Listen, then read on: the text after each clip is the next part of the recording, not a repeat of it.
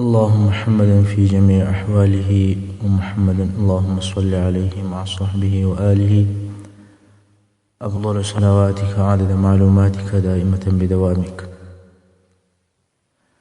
سيرة النبي صلى الله عليه وسلم دویمه برخه.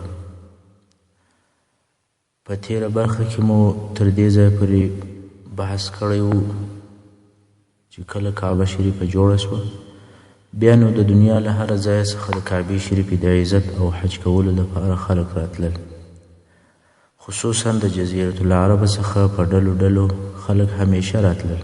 حج او د الله تعالی جل شانه عبادت به یې کوئ. هر حال حج کېدی، د کعبې شریف تعظیم او احترام کېدی. دا د الله جل جلاله قدرت دی چې د کعبې شریفې د جوړولو په وخت کې هیڅ انسان پر دې شاوخوا باندې د احترام په نظر نه و پاته، مګر کله چې کعبه شریفه جوړه سوله، الله و د کعبې شریفې ته دونه عزت او اعتبار ورکړي چې د هر ځای او د هر ملک څخه انسانان د حج دپاره ورته راځي. اوس نو کعبه شریفه معززه سوه او د ابراهیم علیه السلام دین نشر سو. توحید او د یو الله جل جلاله عبادت په خلکو کې شروع سو. ټول عرب د ابراهیم علیه السلام پر دین و او د ټولو عربو عقیده د توحید او وحدانیت عقیده وه. یوازې د الله جل جلاله عبادت په ټوله جزیرة العرب کې کېدی. هیڅ کافر او مشرک په جزیرة العرب کې نه و موجود. خو عمر تېرېدی څه وخت او زمانه پر دغه حال باندې د عرب پاته و، تر څو چې د خزاعه په قبیله کې د عمرو بن لحی په نامه یو نفر پیدا سو. خزاعه د عربو یو بله قبیله ده او دغه عمرو بن لحی د دې قبیلې رئیس او سردار ده. دغه عمرو بن لحی د جرهم د قبیلې سره چې په مکه مکرمه کې امیرانو، جنګونه یې ورسره شروع کړل چې د کعبې شریفې تصرف او د مکې مکرمې امریت ځینې واخلي. د دغو دوو قبیلو په مابینځ کې ډېر لوی جنګونه پیښ سول، څو په آخر کې د جرهم قبیلې شکست او ماتې وخوړل او د مکې مکرمې تصرف او امریت د خزاعه ولاسته ورغلی. د دغو جنګو او ماتې په نتیجه کې د جرهم د قبیلې ډېر کسان د مکې مکرمې څخه د باندې ووتل او ځینې یې په مکه مکرمه کې پاته سول او دالته یې استوګنه اختیار کړه. مګر کارونه او امریت ټول د خزاعه. نو کله چې د جنگ په وخت کې د جرهم قبیلې په خپله ماته او شکست باندې پوه سول، نو یې وغوښتل چې د خزاعه قبیلې ته په مکه مکرمه کې تکلیف او مشکلات جوړ کړي او د دغه قبیلې ژوند ورتریخ کړي. غواړي چې دغه تکلیف او زحمت د اوبو د نه درلودلو په سبب ورته پیدا کړي. د مکې مکرمې د ښار عزت او عظمت، لویي او حرمت خو د کعبې شریفې په وجه و، خو د خلکو ژوند یې بیا د زمزم په اوبو و. که اوبه نه وي هلته بیا ژوند تریخ دی. نو جرهم قبیلې د خزاعه د قبیلې د ژوند د ترخولو دپاره د جنګ په وخت کې د زمزم ساه پټه کړه او هغه په مکه معظمه کې چې پرتې خزانې وې هغه یې ټول وڅا ته ور واچول چې په هغو کې یوه د سرو زرو وسۍ هم او څا یې داسې پټه کړه چې هېڅ علامه او نشانه یې نه سوه پاته. کله چې خزاعه په مکې مکرمې باندې مسلطه سوله او د مکې شریفې امریت یې لاسته راوړی، خو د زمزم د اوبو هیڅ اثر نه دی پیدا. نو مجبوره سو چې اوبه یې د مکې مکرمې د باندې څخه راوړي. د خزاعه قبیلې د مکې مکرمې امریت ډېر وخت په لاس کې و او د زمزم څاه یې بیا هم تر پایه پورې نه دی پیدا کړی، ځکه هغه داسې پټ سوی او ښخ سوی و چې هیڅ پته او درک یې نه معلومېدی. څو په آخر کې بیا زموږ د نبي علیه السلام مبارک نیکه عبدالمطلب صاحب بیا دا د زمزم څاه وکیندل. نو د هغه تفصیل به بیا وروسته راسي. دا د زمزم د څاه د پټېدلو قصه وه چې پر مکه مکرمه د خزاعه د تسلط په سبب جرهم قبیلې پټه کړې. پر مکه معظمه د خزاعه د قبیلې تسلط تقریبا 300 کاله یا په بل روایت 1500 کاله پورې دوام درلود. خو په شروع کې د خزاعه قبیلې مشر او رئیس چې عمرو بن لحی نومېدی پر مکه مکرمه باندې عمومي رئیس او مشر او د ده د امر څخه هیچا سرکشي او نافرماني نه کوله. دغه عمر ډیر مالدار او سخي سړی و. د حاجانو خواړه یوازې ده برابرول او په خپل مال سره یې برابرول او حاجانو دپاره اوبه هم یوازې ده په خپل مال سره برابرول. او دا هم تاسې ته معلومه سوه چې د زمزم څاه خو پټه سوې وه، نو اوبه چې به د حاجانو دپاره راوړلې هغه یې د باندې څخه راوړلې. دغه عمرو بن لحی دومره معتبره سړی و په دې عربو کې چې هر امر یې د خزاعه پر قبیله او د مکې مکرمې پر نورو اوسېدونکو او پر حاجانو باندې او پر مختلفو قومو باندې داسې چلیدی لکه یو دیني او شرعي امر. هیڅ چا د ده د امر څخه نافرماني او سرکشي نه کول. یو وخت دغه عمرو بن لحی شام ته په سفر ولاړ او هلته د شام په حدودو کې یوه قبیله اوسېدل چې د عمالق قبیله ورته ویل کېده. دغه قبیله بت پرسته وه، د بتانو عبادت یې کوی. خو تر دغه وخته عربو نه بتان پیژندل او نه یې د بتانو د عبادت طریقه ور معلومه وه، بلکې ټول عرب موحدین او د ابراهیم علیه السلام په دین. دغه عمرو بن لحی چې د عمالق قبیلې ته ورسېدی پوښتنه یې ځینې وکوله چې دا بتان چیشت؟ هغه ورته وویل چې دا الهه یعنې خدایان دي. کله چې پر موږ لوږه یا کاختي راسي دوی ډوډۍ راکوي، او کله چې یو قوم پر موږ حمله وکړي او جنګ راسره کوي دوی زموږ مرسته او کومک کوي، بارانونه راباندې وروي، او بالاخره دا یې هم پکې وویل چې الله ته مو نږدې کوي. عمرو بن لحی ډېر په تعجب کې سو او دا خبرې پر دماغ ښې ولګېدې، ځکه دوی په مکه مکرمه کې اوبو ته ډېر ضرورت درلودی. نو ویل یې ما ته هم یو بوت راکئ، ښایي چې زموږ مرسته او کومک به وکړي، ځکه چې په مکه مکرمه کې اوبو ته ډېر ضرورت موږ لرو. د عمالق قبیلې بت پرستانو چې د ځان ملګري پیدا کړل نو ډېر په خوشحاله سو. نو ده ته یې هم یو بت ورکئ چې هبل نومېدی. دا هغه اول بت دی چې جزیرة العرب ته راوړل سو. عمرو بن لحی دغه بت مکې مکرمې ته راوړی او په کعبه شریفه کې یې کښېښوی. خلک یې د دغه بت په عبادت کولو سره امر. خلکو هم د ده امر ومنی. اوس نو عمرو بن لحی د شیطان په لارښوونه نور امرونه صادروي چې هغه امرونه یې د توحید او د ابراهیم علیه السلام له دینه مخالف. او بیا عمرو بن لحی نور بتان هم جزیرة العرب ته راوړل چې دغه بتان یې الهه او خدایان بلل. عمرو بن لحی د عربو هره قبیله امر کړه چې د ځان دپاره د یو بت اختیار کړي او په کعبه شریفه کې به د هغه بت عبادت کوي.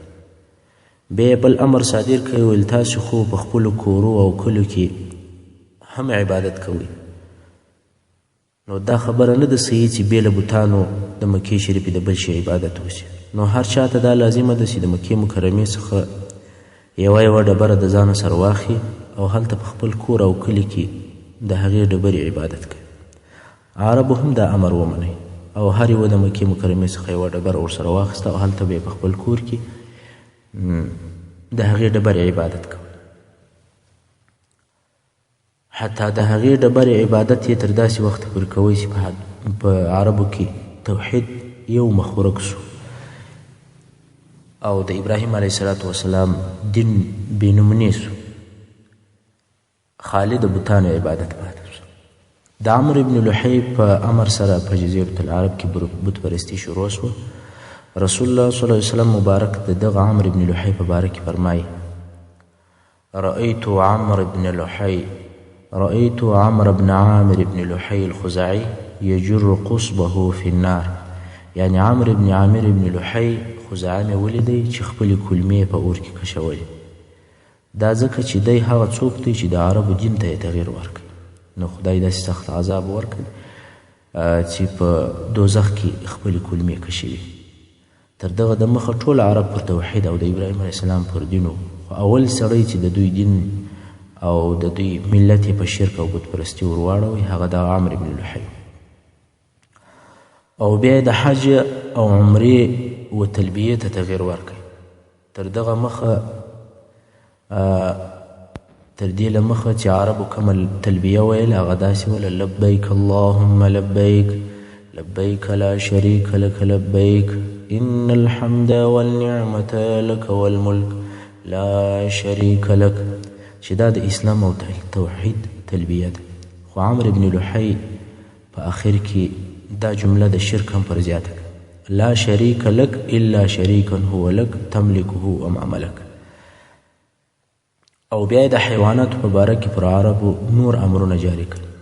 هغه دا چې ځینې حیواناتو ته باید د احترام په سترګه وکتل سي او مقدس وبلل سي، د هغو څخه باید کارونه وانخیستل سي، او د ځینو غوښې هم باید ونه خوړل سي، او د ځینو غوښو باید چې نارینه وخوري، او د ځینو دا باید چې ښځې وخوري، او د ځینو حیواناتو غوښې او شیدې باید چې بې له میلمه بل څوک ونه خوري. چې د دغه حیواناتو د جملې څخه یوه ته بحیره ویل کېدل، بل ته حامی ویل کېدل، بل ته سائبه ویل کېدل، او بل ته وسیله ویل کېدل، او داسې نور نومان هم ورته کښېښول شول. سائبه هغه اوښه وه چې 10 لوڼې یا جونګیان یې پرله پسې زیږولي وای او په منځ کې نارینه جونګی نه وای، نو پر دغه اوښه نه څوک سپرېدی او نه یې بار پروړی او نه د هغې وړۍ شکول کېدې او نه د دغې اوښې شیدې بې له میلمه بل چا څښلی سوای. او که یې تر 10مې جونګۍ وروسته بله 11مه جونګۍ زیږولی وای هغې ته بحیره ویل کېدل. د هغې غوږ به یې ورچاکی او د خپلې مور سره به یې ایله که. پر هغې هم نه څوک سپرېدی او نه یې د وړیو څخه کار اخیستل کېدی او نه یې بې میلمه بل چا شیدې څښلی سوای. دا بحیره هم داسې وله لکه د دې مور. او وسیله هغه میږه وه چې 5 وارې به پرله پسې غبرګه لنګه سوه او هر وار به یې دواړه بچان ښځې یعنې وری راوړي. په 5م وارې کې به چې نارینه وری نه و زیږولی بیا به هم وری پیدا سوه، نو دوی به ویل چې دا ورسېده، یعنې دې ته به وسیله ویل. وسیله هم رسېدلو ته ویل کېږي. تر دغه وروسته بل بچی چې به یې وزېږوی د هغه د غوښو خوړل به مشرکانو نارینهو ته روا و، خو ښځو ته یې خوړل نه و روا. او که به بیا مردار سو یعنې په خپل مرګ به مړ سو، نو ښځو ته به یې هم خوړل روا و او نارینهو ته هم. حامي هغه ځوان نر اوښ ته دوی ویل چې د ختلو په واسطه به پرله پسې 10 ښځې جونګیانې وزېږولې، نو د ده د شا به خوندي سوه د بار وړلو څخه. حامي هم دا خوندي کېدلو ته ویل کېږي. نو د ده دوی به ویل چې دا حامي ده، یعنې شایه د بار وړلو څخه خوندي ده، او د ده د وړیو څخه هم چا کار نه اخیستی. په اوښانو کې به ایله و خالي د یو ضرورت لپاره. د مشرکانو د دې حیواناتو په باره کې چې دوی دا کم دین جوړ کړی و، الله جل جلاله د سورة مائدې په 103 نمبر آیات کې فرمایي: اعوذ بالله من الشیطان الرجیم ما جعل الله من بحيرة ولا سائبة ولا وصيلة ولا حام ولكن الذين كفروا يفترون على الله الكذب وأكثرهم لا يعقلون. الله جل جلاله هیڅ یو د بحیرې، د سایبې، د وسیلې او د حام څخه نه دی ګرځولی، یعنې دا یې ستاسې دپاره شریعت نه دی جوړ کړی، مګر هغه کسان چې کافران سوي دي پر الله ابتراغ او له ځانه څخه درواغ او باطلې خبرې تړي، او ډېر د دوی څخه حق او باطل نه سره بېلوي او نه په پوهېږي. عمرو بن لحی داسې نور ډېر شیان دوی ته د دین او شریعت پر قسم کښېښودل او په دوی کې یې رواج کړ. حتی نور بوتان یې هم کعبې شریف ته د الها په نامه باندې او د خدایانو په نامه باندې راوړل. او نور لوی لوی بوتان چې کعبې شریف ته راوړل سول په دغو نومو سره یادېدل. اول ود نومېدی چې دا بوت د بني کلب د قبیلې دپاره او هغوی عبادت کوي. دویم بوت سواع نومېدی، دا د حذیل د قبیلې دپاره او هغوی عبادت کوي. دریم بوت یغوث نومېدی، دا د توی د قبیلې او هغوی عبادت کوي. اهل جرش دا هم د دوی سره شریکان. څلورم یعوق نومېدی، دا د همدان د قبیلې یا همدان د قبیلې او هغوی عبادت کوي.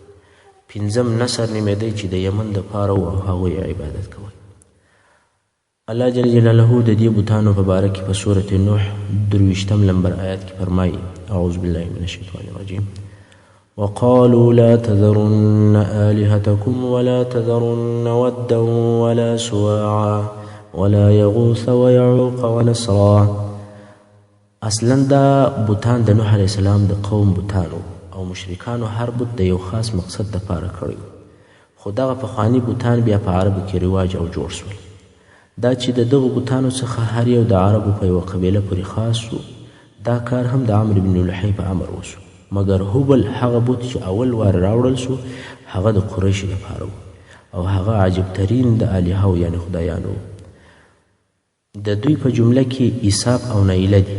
په دې بوتانو کې دوه بوتان دي چې ایساف او نایله دي. د دغو دوو بوتانو قصه پخوا پیښه سوې وه.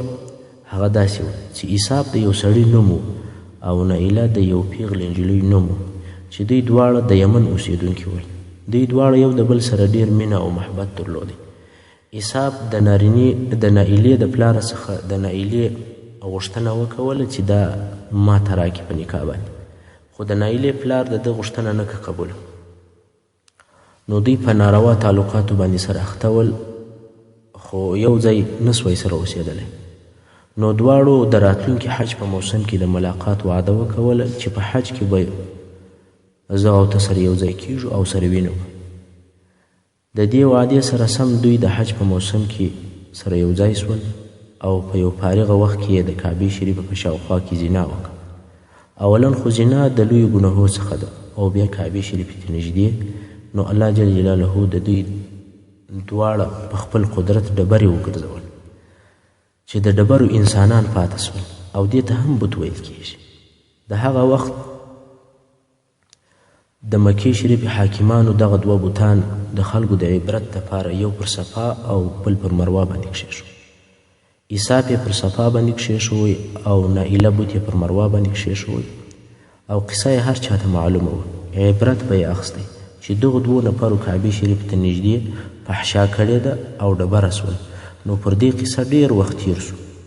هر څوک چې د دغو دوو ډبرو یا بوتانو په تاریخ نه و خبر، هغه به هم دلته ګرځېدل، خو څوک په خبر و هغو به عبرت ځینې اخیستی.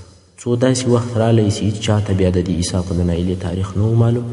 نو د عمرو بن لحی په امر دغه دوه بوتان ایساف او نایله د صفا او مروه څخه کعبې شریفې ته نږدې راوړل شول او خلک د هغو په عبادت باندې امر کړل شول چې د دغو دوو بوتانو عبادت هم عمرو بن لحی رواج کړی. دا د عربو پخوانی ژوند او دا د دغو مشرکانو الهه او خدایان وو. خو دغه د جاهلیت ژوند او لږ حالات چې اوس درته بیان شول دا د دې دپاره دي چې وروسته کې د نبي علیه الصلات وسلام مبارک کم اسلامي کوششونه او د رسالت په دوران کې کومه خوارۍ دې کښلي، د هغه په واسطه باندې الله جل جلاله په ټوله جزیرة العرب کې هغه شرک او بت پرستي او خراب رواجونه او خراب اصلاحات هغه ټول الله جل جلاله نیست او نابود وګرځول. په راتلونکي بحث کې به دا ووایو چې یهودیت او نصرانیت و جزیرة العرب ته څنګه داخل شو. پر دې ځای باندې به زموږ بحث ختم کو. وصلی الله تعالی علی خیر خلقه محمد وآله واصحابه واهل بیته اجمعین. افضل صلواتک عدد معلوماتک دائمة مبارک وسلم.